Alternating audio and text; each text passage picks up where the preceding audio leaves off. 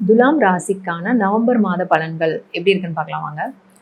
ரொம்ப சூப்பரா இருக்கு. ராசியிலேயே ராசிநாதன் சுக்கிரன். நான் எப்பவுமே சொல்லுவேன் இல்லையா, சுக்கிரன் ராசியிலேயே இருந்தா நல்ல ஃபுட்டு, நல்ல தூக்கம், நல்ல சுகம் எல்லாமே நிச்சயமா கிடைக்கும்.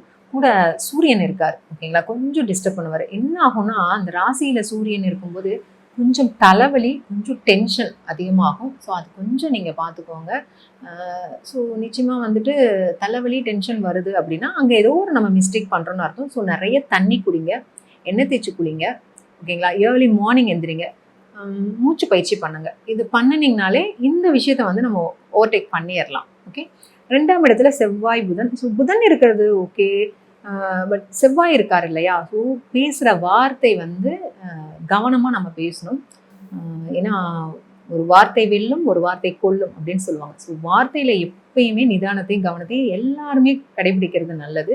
நம்மளுக்கு இப்போ ராசிக்கு 2ல் செவ்வாய் இருக்கும்போது, பட் அங்கே அவர் ஆட்சியாக தான் இருக்காரு, குருவோட பார்வையில் தான் இருக்காரு. ஸோ இருந்தாலும் பொதுவாக நான் சொல்கிறேன் ஓகேங்களா. கொஞ்சம் இவங்க பேசுகிறதே பார்த்தீங்கன்னா, பொதுவாகவே உங்கள் ஜனன ஜாதகத்திலே பார்த்தீங்கன்னா 2ல் செவ்வாய், 2ஆம் இடத்துல செவ்வாய் இருக்கும்போது அப்படியே ரொம்ப ஸ்ட்ராங்காக, ரொம்ப போல்டாக, ஆணித்தனமாக பேசுவாங்க. இவங்க பேசுகிறதே பார்த்தீங்கன்னா கத்துற மாதிரி இருக்கும். ஆனால் நியாயத்தை தான் பேசுவாங்க.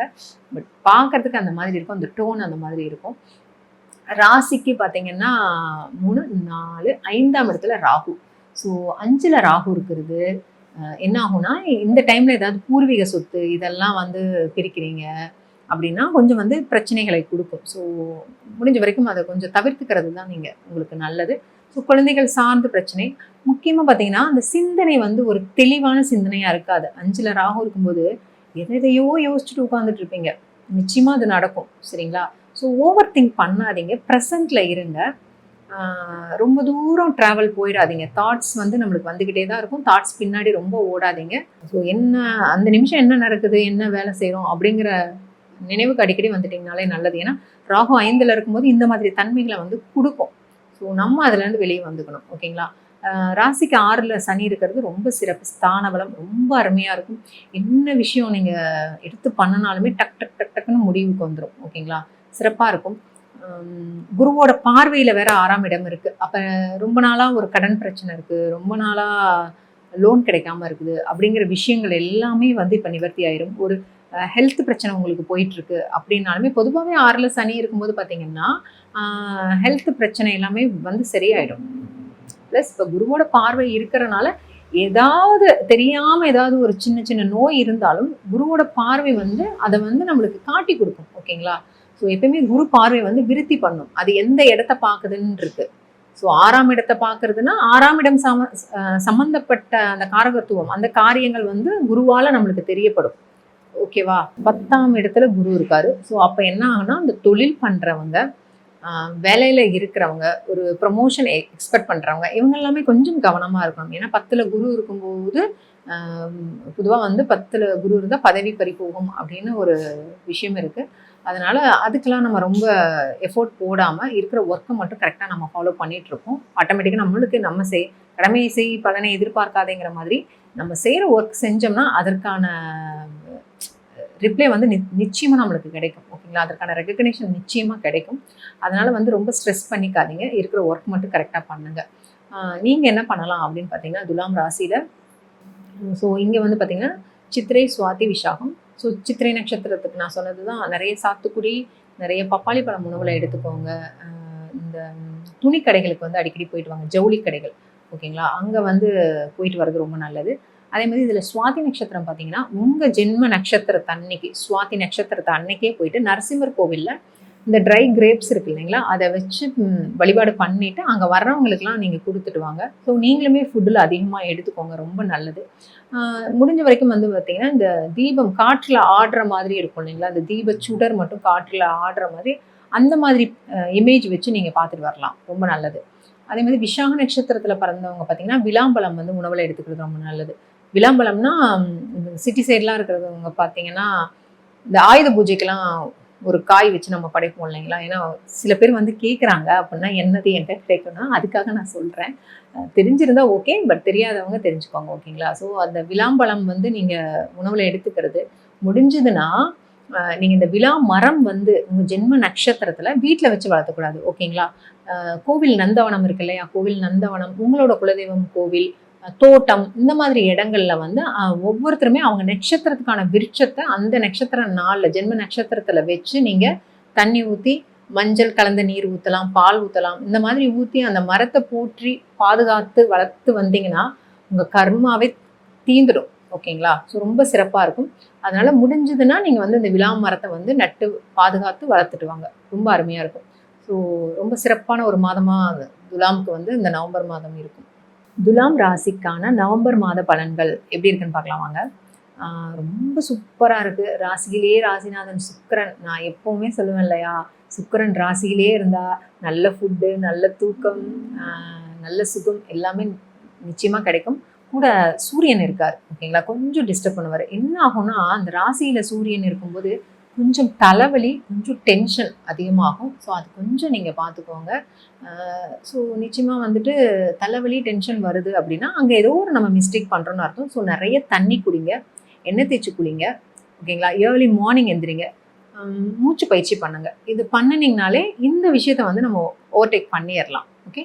2ஆம் இடத்துல செவ்வாய் புதன். ஸோ புதன் இருக்கிறது ஓகே, பட் செவ்வாய் இருக்கார் இல்லையா? ஸோ பேசுகிற வார்த்தை வந்து கவனமாக நம்ம பேசணும். ஏன்னா ஒரு வார்த்தை வெல்லும், ஒரு வார்த்தை கொல்லும் அப்படின்னு சொல்லுவாங்க. ஸோ வார்த்தையில் எப்பயுமே நிதானத்தையும் கவனத்தையும் எல்லாருமே கடைபிடிக்கிறது நல்லது. நம்மளுக்கு இப்போ ராசிக்கு 2ல் செவ்வாய் இருக்கும்போது, பட் அங்கே அவர் ஆட்சியாக தான் இருக்கார், குருவோட பார்வையில் தான் இருக்கார். ஸோ இருந்தாலும் பொதுவாக நான் சொல்கிறேன். ஓகேங்களா? கொஞ்சம் இவங்க பேசுகிறதே பார்த்தீங்கன்னா பொதுவாகவே உங்கள் ஜனன ஜாதகத்திலே பார்த்தீங்கன்னா 2ஆம் இடத்துல செவ்வாய் இருக்கும்போது அப்படியே ரொம்ப ஸ்ட்ராங்காக, ரொம்ப போல்டாக, ஆணித்தனமாக பேசுவாங்க. இவங்க பேசுகிறதே பார்த்தீங்கன்னா கத்துற மாதிரி இருக்கும். ஆனால் நியாயத்தை தான் பேசுவாங்க. பட் பார்க்கறதுக்கு அந்த மாதிரி இருக்கும், அந்த டோன் அந்த மாதிரி இருக்கும். ராசிக்கு பார்த்தீங்கன்னா 3, 4, 5ஆம் இடத்துல ராகு. ஸோ 5ல் ராகு இருக்கிறது என்ன ஆகும்னா, இந்த டைமில் ஏதாவது பூர்வீக சொத்து இதெல்லாம் வந்து பிரிக்கிறீங்க அப்படின்னா கொஞ்சம் வந்து பிரச்சனைகளை கொடுக்கும். ஸோ முடிஞ்ச வரைக்கும் அதை கொஞ்சம் தவிர்த்துக்கிறது தான் நீங்கள் உங்களுக்கு நல்லது. ஸோ குழந்தைகள் சார்ந்த பிரச்சனை முக்கியமாக பார்த்தீங்கன்னா அந்த சிந்தனை வந்து ஒரு தெளிவான சிந்தனையாக இருக்காது. 5ல் ராகு இருக்கும்போது எதையோ யோசிச்சுட்டு உட்காந்துட்டு இருப்பீங்க. நிச்சயமாக அது நடக்கும். சரிங்களா? ஸோ ஓவர் திங்க் பண்ணாதீங்க, ப்ரெசண்ட்டில் இருங்க.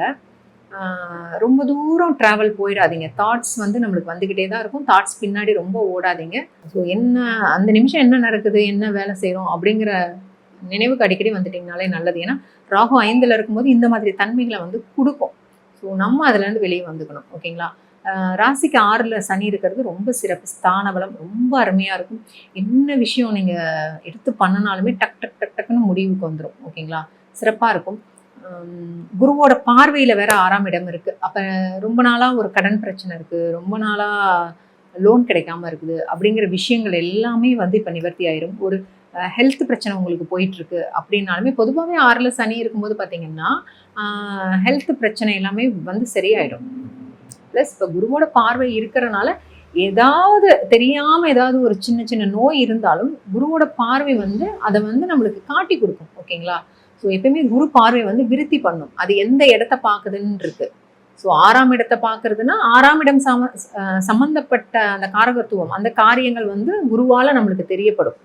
ஓகேவா? 10ஆம் இடத்துல குரு இருக்காரு. ஸோ அப்போ என்ன ஆகுனா அந்த தொழில் பண்ணுறவங்க, வேலையில் இருக்கிறவங்க, ஒரு ப்ரமோஷன் எக்ஸ்பெக்ட் பண்ணுறவங்க இவங்க எல்லாமே கொஞ்சம் கவனமாக இருக்கணும். ஏன்னா 10ல் குரு இருக்கும்போது பொதுவாக வந்து 10ல் குரு இருந்தால் பதவி பறி போகும் அப்படின்னு ஒரு விஷயம் இருக்குது. அதனால் அதுக்கெலாம் நம்ம ரொம்ப எஃபோர்ட் போடாமல் இருக்கிற ஒர்க்கை மட்டும் கரெக்டாக நம்ம ஃபாலோ பண்ணிகிட்ருக்கோம். ஆட்டோமேட்டிக்காக நம்மளுக்கு நம்ம கடமையை செய் பலனை எதிர்பார்க்காதேங்கிற மாதிரி நம்ம செய்கிற ஒர்க் செஞ்சோம்னா அதற்கான ரிப்ளை வந்து நிச்சயமாக நம்மளுக்கு கிடைக்கும். ஓகேங்களா? அதற்கான ரெகக்னேஷன் நிச்சயமாக கிடைக்கும். அதனால் வந்து ரொம்ப ஸ்ட்ரெஸ் பண்ணிக்காதீங்க, இருக்கிற ஒர்க் மட்டும் கரெக்டாக பண்ணுங்கள். நீங்கள் என்ன பண்ணலாம் அப்படின்னு பார்த்தீங்கன்னா துலாம் ராசியில் ஸோ இங்கே வந்து பார்த்திங்கன்னா சித்திரை, சுவாதி, விசாகம். ஸோ சித்திரை நட்சத்திரத்துக்கு நான் சொன்னது தான், நிறைய சாத்துக்குடி, நிறைய பப்பாளி பழம் உணவுகளை எடுத்துக்கோங்க. இந்த துணி கடைகளுக்கு வந்து அடிக்கடி போயிட்டு வாங்க, ஜவுளி கடைகள். ஓகேங்களா? அங்கே வந்து போயிட்டு வர்றது ரொம்ப நல்லது. அதே மாதிரி இதில் சுவாதி நட்சத்திரம் பார்த்தீங்கன்னா உங்கள் ஜென்ம நட்சத்திரத்தை அன்னைக்கு சுவாதி நட்சத்திரத்தை அன்னைக்கே போயிட்டு நரசிம்மர் கோவிலில் இந்த ட்ரை கிரேப்ஸ் இருக்கு இல்லைங்களா, அதை வச்சு வழிபாடு பண்ணிட்டு அங்கே வர்றவங்களுக்குலாம் நீங்கள் கொடுத்துட்டு வாங்க. ஸோ நீங்களுமே ஃபுட்டில் அதிகமாக எடுத்துக்கோங்க, ரொம்ப நல்லது. முடிஞ்ச வரைக்கும் வந்து பார்த்தீங்கன்னா, இந்த தீபம் காற்றில் ஆடுற மாதிரி இருக்கும் இல்லைங்களா, அந்த தீப சுடர் மட்டும் காற்றில் ஆடுற மாதிரி அந்த மாதிரி இமேஜ் வச்சு நீங்கள் பார்த்துட்டு வரலாம், ரொம்ப நல்லது. அதே மாதிரி விசாக நட்சத்திரத்தில் பிறந்தவங்க பார்த்தீங்கன்னா, விளாம்பழம் வந்து உணவில் எடுத்துக்கிறது ரொம்ப நல்லது. விளாம்பழம்னா சிட்டி சைட்லாம் இருக்கிறவங்க பார்த்தீங்கன்னா, இந்த ஆயுத பூஜைக்கெல்லாம் ஒரு காய் வச்சு நம்ம படைப்போம் இல்லைங்களா, ஏன்னா சில பேர் வந்து கேட்குறாங்க அப்படின்னா என்னது என்கிட்ட கிடைக்கும்னா அதுக்காக நான் சொல்கிறேன். தெரிஞ்சிருந்தா ஓகே, பட் தெரியாதவங்க தெரிஞ்சுக்கோங்க, ஓகேங்களா. ஸோ அந்த விளாம்பழம் வந்து நீங்கள் உணவில் எடுத்துக்கிறது முடிஞ்சதுன்னா, நீங்கள் இந்த விழா மரம் வந்து உங்கள் ஜென்ம நட்சத்திரத்தில் வீட்டில் வச்சு வளர்த்தக்கூடாது, ஓகேங்களா. கோவில் நந்தவனம் இருக்கு இல்லையா, கோவில் நந்தவனம், உங்களோட குலதெய்வம் கோவில், தோட்டம், இந்த மாதிரி இடங்கள்ல வந்து ஒவ்வொருத்தருமே அவங்க நட்சத்திரத்துக்கான விருட்சத்தை அந்த நட்சத்திர நாளில் ஜென்ம நட்சத்திரத்தில் வச்சு நீங்கள் தண்ணி ஊற்றி மஞ்சள் கலந்த நீர் ஊற்றலாம், பால் ஊற்றலாம், இந்த மாதிரி ஊற்றி அந்த மரத்தை போற்றி பாதுகாத்து வளர்த்து வந்தீங்கன்னா உங்கள் கர்மாவே தீந்துடும், ஓகேங்களா. ஸோ ரொம்ப சிறப்பாக இருக்கும். அதனால முடிஞ்சதுன்னா நீங்கள் வந்து இந்த விழா மரத்தை வந்து நட்டு பாதுகாத்து வளர்த்துட்டு வாங்க, ரொம்ப அருமையாக இருக்கும். ஸோ ரொம்ப சிறப்பான ஒரு மாதமாக துலாமுக்கு வந்து இந்த நவம்பர் மாதம் இருக்கும்.